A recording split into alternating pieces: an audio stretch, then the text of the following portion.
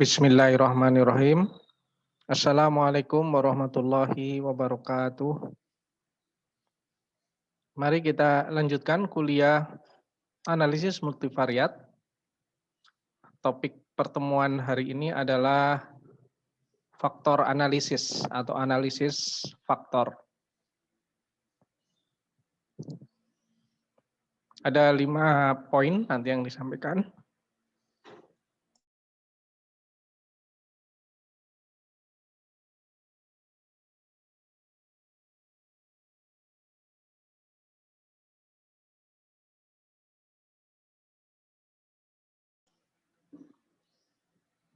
Yang pertama pendahuluan, kemudian model analisis faktor.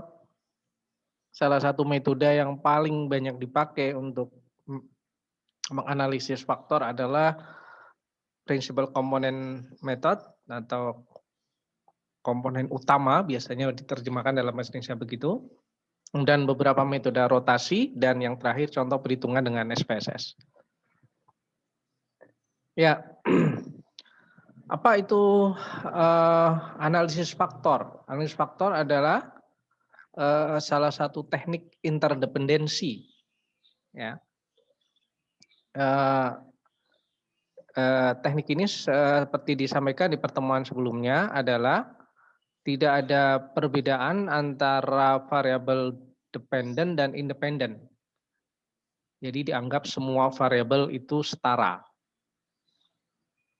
Kemudian tujuannya adalah untuk mengumpulkan atau menggrupkan beberapa variabel yang mempunyai kemiripan dalam satu faktor. Misalkan faktor apa saja yang mempengaruhi tingkat penjualan sebuah minimarket misalkan. Ada promosi harga, kemudian ada layout, ada pelayanan karyawan. Nah, misalkan kita punya hipotesa, oke, kita pisahkan menjadi 2 faktor utama, yaitu faktor eksternal dan internal misalkan. Maka dari 10 atau lebih variabel yang berpengaruh terhadap penjualan sebuah minimarket, itu akan dikelompokkan dalam 2 faktor utama, yaitu faktor eksternal dan internal. Mana yang masuk eksternal dan mana yang masuk internal. Ya, itu tujuan utama dari faktor analisis. Nah, kalau dalam tekniknya, analisis ini termasuk dalam data reduction. Jadi banyaknya data tadi ya, sekali lagi misalkan ada 10 variabel direduksi menjadi 2 faktor saja. Ya, misalkan 6 faktor di faktor A, 4 faktor di faktor B, A internal misalkan B eksternal begitu. Nah, berkaitan dengan jumlah sampel ya. Ini disebutkan paling sedikit 50 observasi ini tanpa melihat berapa jumlah variabel. Tapi kalau kita melihat jumlah variabelnya, paling tidak 5 kali jumlah variabel. Jadi kalau kita tadi misalkan untuk mengetahui sebuah apa yang mempengaruhi penjualan ya, maka variabelnya misalkan 10, maka 10 kali 5 berarti 50 juga ya. Tapi kalau misalkan variabelnya 20 minimal 100.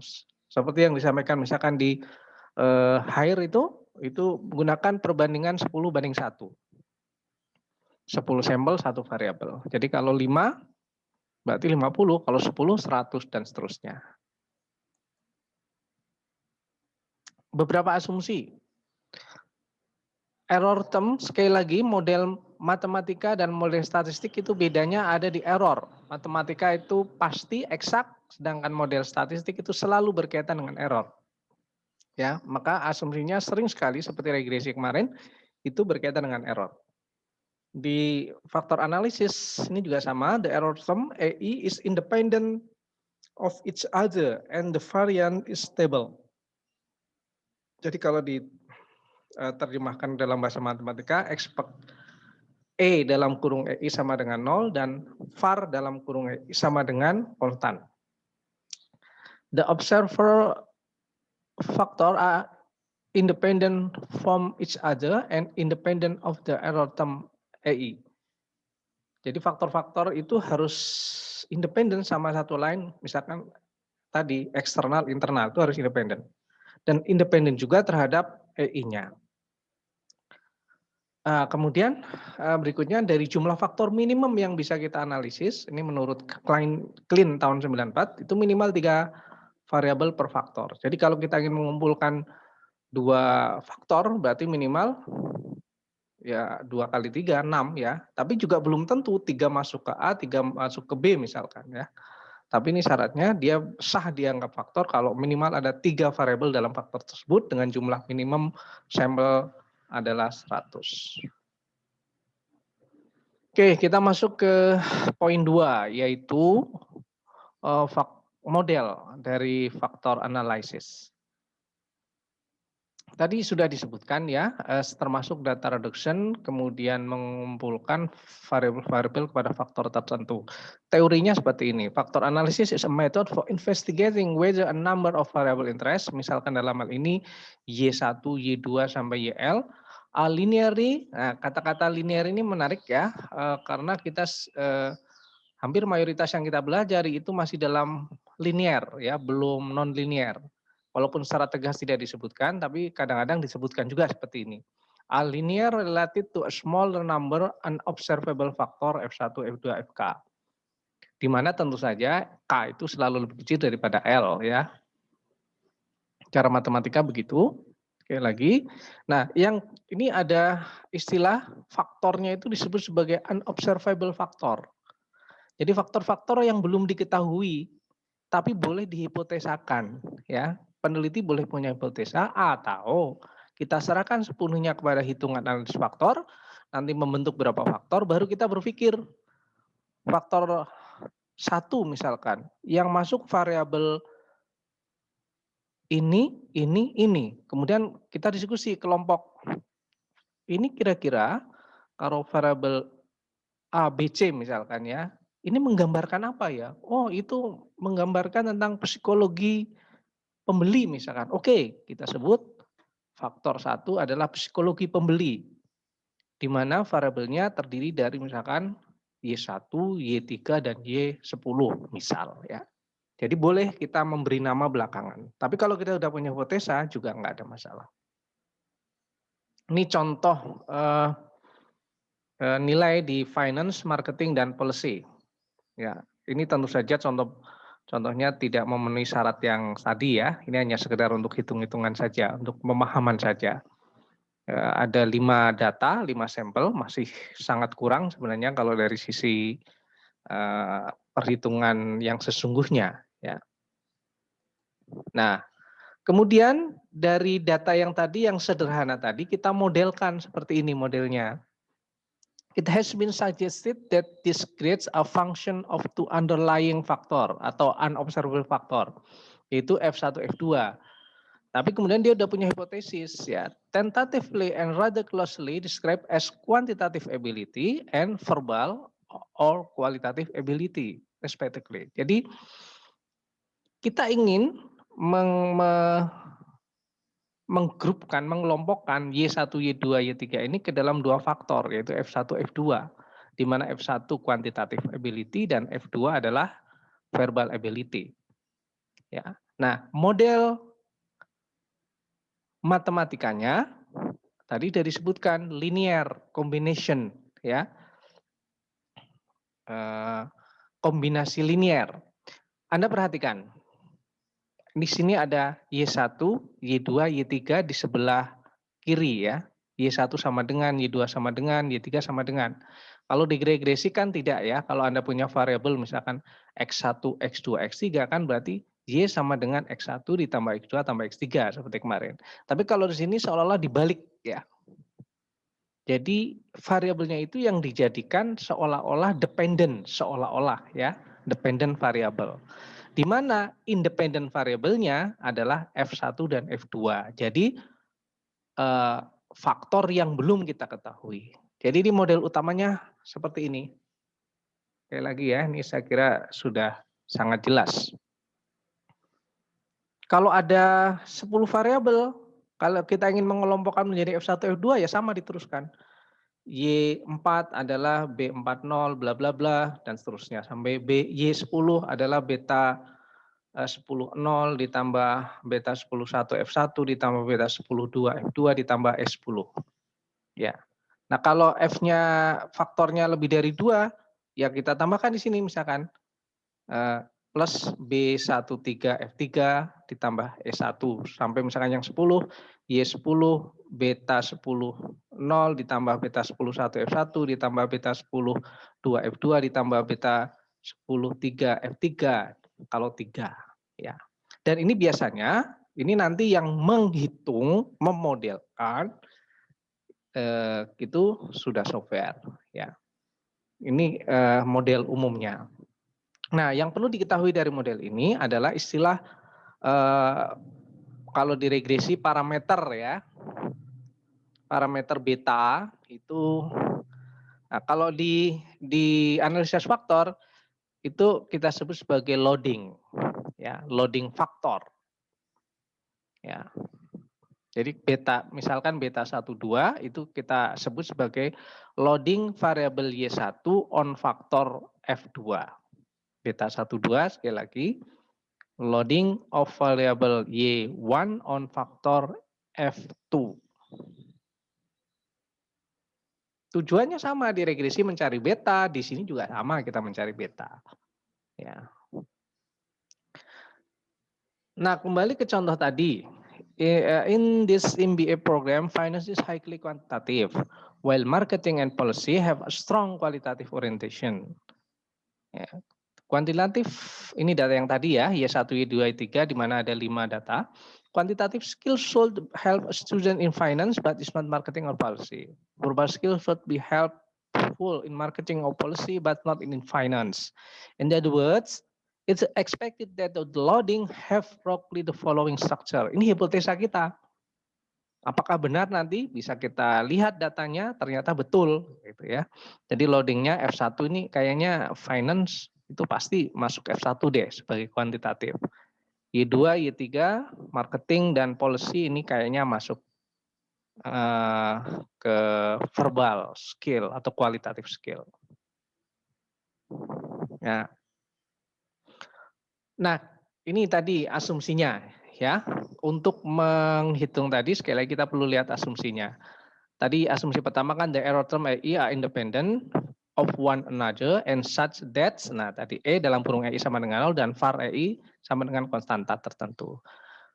Nah kemudian yang kedua ini, asumsi yang kedua ini kaitannya akan kita pakai untuk perhitungan. Ya, bagaimana menghitung, mencari betanya, ya loadingnya. The unobservable factor Fj are independent of one another of the error term and such that Fj sama dengan 0, var Fj sama dengan 1. Ini asumsi. Nah, kemudian kita masukkan ke dalam rumus. Tadi rumus secara umum kalau Y1 B10 ditambah B11 F1 ditambah B12 F2 ditambah E1. Nah, sekarang kita tulis secara umum. Jadi ada YI begini ya. YI BI0 ditambah BI1 F1 ditambah BI2 F2 ditambah EI. Nah, ini angka 1 ini hanya untuk memudahkan perhitungan nanti ya, seperti kolom matrik kolom satuan. Kemudian kita cari variansi dari YI. Ini ada teoremanya juga sebenarnya ya. Jadi ini di matematika statistik, statmat atau statistik di probabilitas. Ya, kalau di bukunya Walpolti di bab 5 gitu ya. Itu dijelaskan mathematical statistiknya atau mereka judulnya mathematical expectation ya. Ini salah satunya rumusnya itu begini. Jadi kalau rumus ini dicari variansinya itu ketemunya ini ya. Jadi beta I kuadrat dikalikan var F1 beta I2 kuadrat var F2 dikalikan 1 kuadrat var I variansi dari konstanta pasti 0, ya itu teorema. Kemudian kita tahu bahwa var F1 sama dengan 1 di sini. Ya ini kan berlaku, J-nya bisa berlaku untuk 1, 2. Sehingga var YI sama dengan ini. Ya ini kita sekali lagi akan menghitung atau mencari betanya. Ini pakai pendekatan seperti ini. Kemudian secara penulisan var YI tadi kita pecah menjadi 2 bagian. Bagian yang berkaitan dengan beta dan berkaitan dengan sigma. Berkaitan dengan beta kita sebut sebagai communality dan bagian sigma kita sebut specific variance. Oke, ya. Sekarang model tadi kita ambil untuk YJ juga. Kalau tadi kan hanya YI, sekarang kita tuliskan untuk Y ke J karena kita akan cari kovariannya. Ya, nanti berikutnya akan saya jelaskan kenapa kita mencari varian dan kovarian, karena teknik principal component analysis itu dengan teknik matrik varian kovarian. Ya nanti berikutnya. Jadi kita misalkan kalau untuk YI begini berarti YJ begini, tinggal diganti aja I dengan J ya. Artinya kalau untuk variansi ya sama ya, tinggal diganti J. Tapi yang kita cari adalah covariance antara YI dengan YJ. Nah, ini rumusnya. Ini ada teoremanya, ada pembuktiannya. Jadi sekali lagi covarian dari konstanta adalah 0, covariance YI YJ adalah ini kayak perkalian ya. Jadi BI1 BJ1 dikalikan BJ1 dikalikan var F1 dan seterusnya. Nah, dari tadi disebutkan var F1 1, var F2 1, var EI tadi berapa? Sigma ya. Tapi kan dikalikan 0, ini ya kan ada nolnya nih. Ya, makanya tadi ada 0 ada 1 ya. 0 berarti 0. Sehingga yang tersisa adalah ini. BI1, BJ1 ditambah BI2, BJ2. Nah, inilah yang kita sebut nanti matrik varian dan covariance. Di mana yang bagian tengah adalah variansnya, ya, varians Y1, kemudian yang bagian sini, misalkan yang ini, covarian Y1, Y2, covarian Y1, Y3, yang ini sebaliknya, covarian Y2, Y1.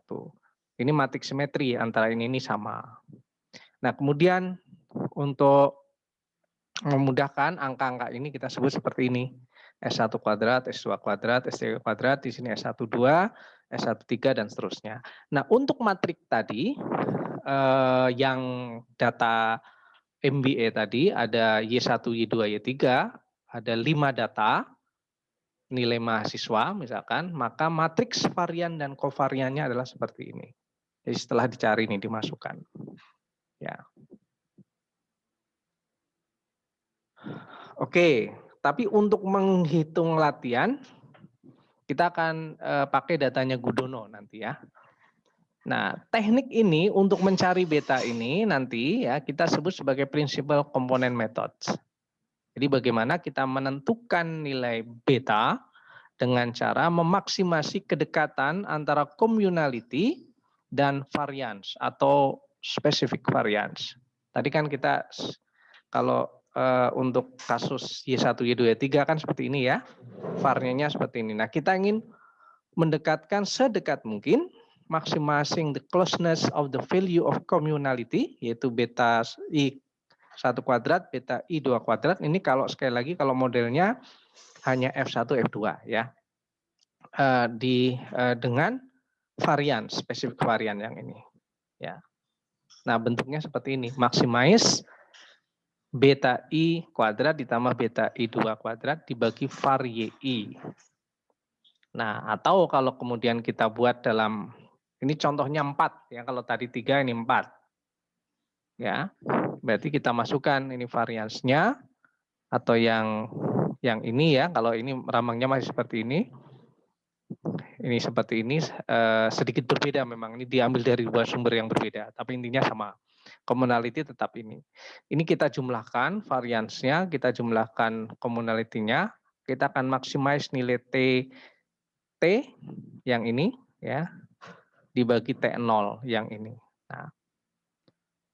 Nah, kita akan mendapatkan nilai TT dibagi T0 maksimum ketika kita gunakan apa yang disebut dengan spectral decomposition method on the variance and covariance matrix. Jadi sekali lagi, toolnya adalah spectral decomposition method on the variance and covariance matrix.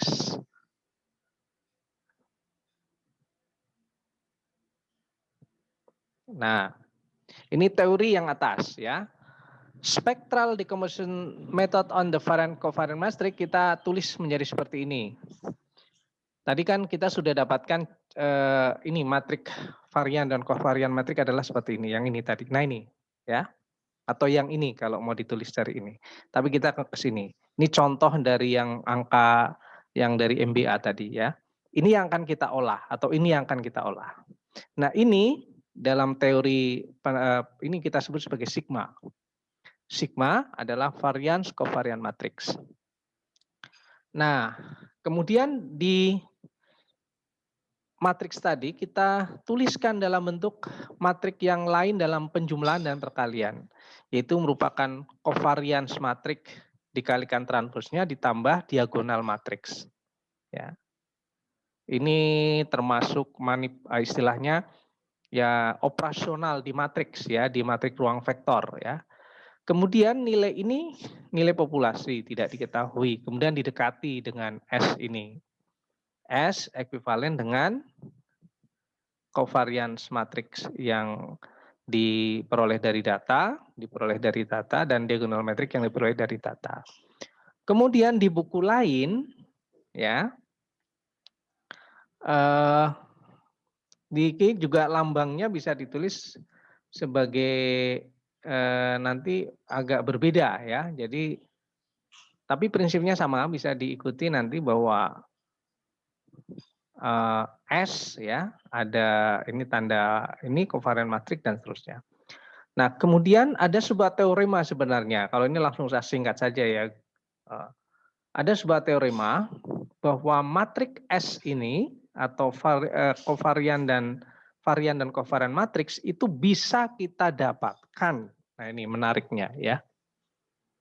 Ada teorema yang mengatakan bahwa sekali lagi matrik variance covariance itu bisa diperoleh dari perkalian dari vektor eigenmatrix C dikalikan eigenvalue diagonal D dikalikan transpose dari vektor eigenmatrix. Sekali lagi, ada teorema yang menunjukkan bahwa S atau variance covariance matrix ini dapat diperoleh dari perkalian vektor eigenmatrix dikalikan eigenvalue diagonal matrix dikalikan transpose dari vektor eigenmatrix. Artinya yang ini sama dengan ini, gitu ya. Oke. Nah ini contohnya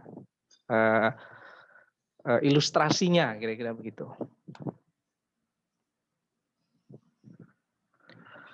Ini misalkan kita punya D seperti ini ya. D itu tadi adalah eigenvalue diagonal matrix. Jadi ini nilai eigennya di sini. Ya. Kemudian D kita akarkan, matriksnya kita akarkan, nilainya seperti ini. Dan lewat teorema perkalian matriks, maka D bisa sama saja dengan D pangkat setengah dikalikan D pangkat setengah. Nah sekarang D itu yang di S tadi kita ganti. D ini kita ganti dengan D pangkat setengah dikalikan D pangkat setengah. Nah kemudian kita kumpulkan ini. Kita kayak komutatif kita kurung. Kita kurung. CD pangkat setengah dikalikan, nah ini perhatikan ini. Ini juga sama teorema-teorema perkalian matrik. Kalau Anda punya perkalian matrik di sini misalkan D pangkat setengah dikalikan C transpose, ini sama saja dengan C dikalikan D pangkat setengah ditranspose. Sekali lagi, bentuk D pangkat setengah C transpose ini bisa ditulis dalam CD pangkat setengah ditranspose. Ya. Nah sekarang perhatikan tadi yang saya sebut. Bentuk yang atas ini sebenarnya sama dengan yang ini. Ya. Nah sekarang perhatikan bahwa CD pangkat setengah dikalikan CD pangkat setengah transpose itu adalah mirip ya. dengan bentuk ini, S sama dengan varian covariance dikalikan dengan transposnya. Nah, istilahnya manipulasi ya, manipulasi perkalian operasional matrik beginilah yang disebut dengan principal component solution atau principal component method. Ya, jadi seperti ini. Menarik memang ya, dari ada sebuah matrik, kita cari nilai eigennya, vektor eigennya, menjadi sebuah matrik varian dan kovarian. Oke, memahami teori yang tadi tidak mudah, kecuali diaplikasikan, dicontoh manual. Nanti di bagian terakhir, contoh dengan SPSS. Ini contoh di datarnya Gudono. Ada Y1, Y2, Y3, Y4. 1, 2, 3, 4, 5. Datanya 10. Sekali lagi menurut teorema atau asumsi kurang ya. Tapi ini hanya untuk latihan. Y1 nilai matematika, Y2 fisika, Y3 language, dan Y4 sosial. F1 quantitative ability dan F2 verbal ability. Ya, modelnya seperti ini. Ini ada sedikit berbeda memang ya. Tapi prinsipnya sama ya. Kalau ini ada minus mu, kalau tadi kan nggak ada. Ya. Oh, tadi pakai beta ya, mu-nya diganti beta. Beta 0. Ya, beta 1 0. Kalau ini diganti mu. Sama saja ya, ini hanya masalah lambang saja. Kemudian kita sudah punya hipotesa. Ya. Nanti F1 quantitative ability itu kira-kira akan di Y1 dan Y2 ya, nilai matematika dan fisika. Kemudian F2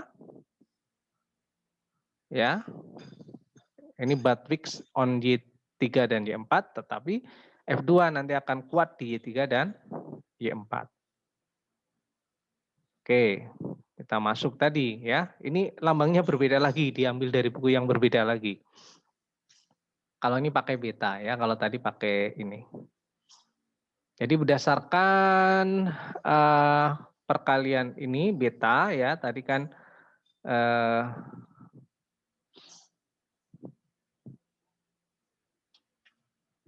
beta, kalau Anda lihat di sini yang ini ya. Ini lambangnya ini. Ya, kalau di sini lambangnya beta. Ini bentuk matriknya, ini matrik baris, ini matrik kolom. Nah, solusi ini sekali lagi kita sebut sebagai principal component solution. Nah, ini bagaimana cara menghitungnya ya, coba perhatikan. Dari sini ya, kita dapatkan matrik varian kovarian. Ini dengan teknik tadi ya, dengan varian dan kovarian antara Y1, Y2, Y3 dan Y4. Jadi yang ini adalah sekali lagi yang diagonal itu adalah varian. Ini varian Y1, Y2, Y3, Y4. Yang ini kovarian Y1, Y2 sama dengan kovarian Y2, Y1. Ya. Nah, di teknik principal component ini, dari matrik ini itu dicari nilai eigen dan vektor eigennya sedemikian sehingga. Nah, ini kata-kata sedemikian sehingganya, perkalian loading dengan transposnya itu sama dengan varian dan kovarian matriks. Tadi kan gitu ya. Jadi yang di atas panah sama dengan yang di bawah panah. Jadi ini nanti dia akan mencari ya nilai eigen dan faktor eigen, akan dicari betanya, beta 1, beta 2 ditranspos ya, sehingga perkalian loading dikalikan loading transpose ini sama dengan varian dan kovarian. Tentu saja nih yang mencari adalah komputer ya, ada algoritma tertentu atau coding tertentu. Kalau ini algoritmanya ya principal component ya. Oke, jadi sekali lagi ini dicari nilai eigen dan vektor eigennya, obtain from the eigenvalue and eigenfactor tadi ya, maaf. Yang ini ya teorinya ada di sini ya. Kemudian sehingga perkaliannya itu sama dengan varian dan kovarian matriks. Ya, tadi S sama dengan beta ini. Beta dikalikan beta transpose. Nah, kemudian kita coba hitung ya, atau kita buat perhitungan menunjukkan bahwa tadi kan maksimum kan, jadi dia akan mencapai ketika perbandingan communality dibanding rasionya variance itu maksimum ya. Nah, kita lihat di sini. Selagi ini ada Y1, Y2, Y3. Ini variansnya tadi dari sini 6322, 6899 dan seterusnya. Ini di sini. Kemudian loadingnya. Nah, loading itu yang tadi hasil ini 2,435, 2,536 dan seterusnya. Ini loading yang pertama, ini loading yang kedua. Jadi ini sekali lagi loading pertama, loading kedua ini dapatkan di sini nih, yang ini. Ya, kemudian kita hitung communality-nya. Tadi communality rumusnya kan beta kuadrat ditambah beta kuadrat ya. Artinya faktor pertama, faktor kedua. Ini communality-nya. Ya. Kemudian kan tadi dihitung rasionya ya. Rasio E sama dengan D dibagi A. Ini D kolom D 0,9. Nah, jadi kalau ini Anda bandingkan, misal ya, Anda cari nih angka sembarang saja di sini, selain angka-angka ini, ya selain beta ini dan beta ini, atau loading ini dan loading ini, maka pasti angka-angka di sini dan angka di sini pasti lebih kecil. Ini teoremanya begitu ya. Kalau mau coba boleh nyoba-nyoba. Coba aja masukkan 2,1 ya, misal yang atas itu Y1. Jadi perhitungan ini sudah didesain sedemikian sehingga pasti akan ketemu dengan jaminan perbandingan antara communality dibagi dengan varians itu pasti maksimum. Nah, karena maksimum lah kemudian kita bisa mengelompokkan variabel ke dalam faktor-faktor. Kalau Anda perhatikan ini ada garis tebal ya. Garis tebal ini adalah menunjukkan nilai loading Y1, Y2 yaitu 2,4 lebih besar, jauh lebih besar dari minus 0,5. 2,5 yang bawahnya lebih besar dari 0,66. Oh, berarti Y1, Y2 itu masuk faktor 1 sesuai dengan hipotesa tadi. Fisika, matematika masuk kemampuan kuantitatif. Kemudian Y3 dan Y4, Anda perhatikan nilai loadingnya yang besar adalah yang di faktor 2, yaitu 1,77 lebih besar dari 1036.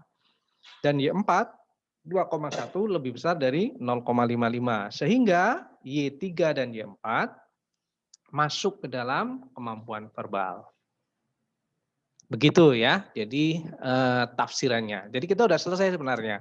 Kalau kasusnya Gudono tadi, Y1, Y2 masuk ke faktor 1, yaitu kuantitatif, Y3 dan Y4 masuk faktor verbal. Nah, secara tanda panah itu dibuat seperti ini. Jadi ada F1, F2 yang paling atas, dia mengarah ke Y1, Y2, Y3, Y4. Nah, angkanya itu tadi faktor loadingnya. F1 mengarah ke Y1 2,4, F1 mengarah ke Y2 0,2, dan seterusnya. Dan kalau kita lihat yang besar, sekali lagi yang besar itu adalah F1 mengarah Y1, F1 mengarah Y2. F2 mengarah Y3 dan F2 mengarah ke Y4. Ya, perhatikan tanda panah ya, tidak boleh kebalik. Karena modelnya memang seperti ini. Dan tentu saja ada error S1 di bawahnya. Nah, ini nanti akan kita pahami lebih lanjut model ini di SEM atau PET analysis, insya Allah pekan depan. Nah, tadi kalau kita kembali ke angka ya. Angka 1,036 yang ini ya dengan 1,77 mungkin kurang jelas perbedaannya. Nah, salah satu cara untuk menegaskan, menjelaskan bahwa perbedaan jelas antara faktor loading yang masuk faktor 1 dan faktor 2, maka kita perkenalkan yang disebut dengan rotation method atau metode rotasi. Tujuannya adalah to get a loading structure that is simple and easy to interpret. Jadi kalau perbedaannya dengan jelas, itu kan akan mudah. Oh, ini masuk F1, ini masuk F2. Ada banyak metode, salah satunya adalah, salah duanya ya, ini ada orthogonal method dan oblique method. Orthogonal method itu salah dua yang terkenal adalah Varimac dan Quartimac. Di orthogonal methods itu ada persyaratan, yaitu each independent factor. Masing-masing faktor harus independen. Sedangkan di oblique itu does not have to be orthogonal. Jadi tidak harus independen. Oke, ini Varimac metode perhitungannya seperti ini. Finding the T orthogonal transformation matrix to maximize the matrix V. Jadi seperti ini ya. Nggak ada contoh manualnya ini karena contoh manualnya terlalu ribet. Oke, di SPSS nanti tentu saja sudah tersedia mau dirotasi dengan metode apa. Ya, nanti kalau di SPSS atau di statistik yang lain Anda bisa membedakan antara dirotasi dan tidak dirotasi. Contoh kembali tadi ini ya, ini tadi sudah kita hitung ya secara manual. Sekarang kita hitung dengan SPSS, hasilnya seperti ini. Ini korelasi Y1, Y2, ya. Nah, oh ya, kalau di sini ada tambahan lagi sebenarnya. Ada materi berkaitan dengan kesesuaian ya. Ini. Jadi nanti ada KMO dan Bartlett test. Anda lihat angka-angkanya. Yang paling Anda ingat adalah KMO-nya, yang paling atas 0,371 atau setara dengan 37,1%.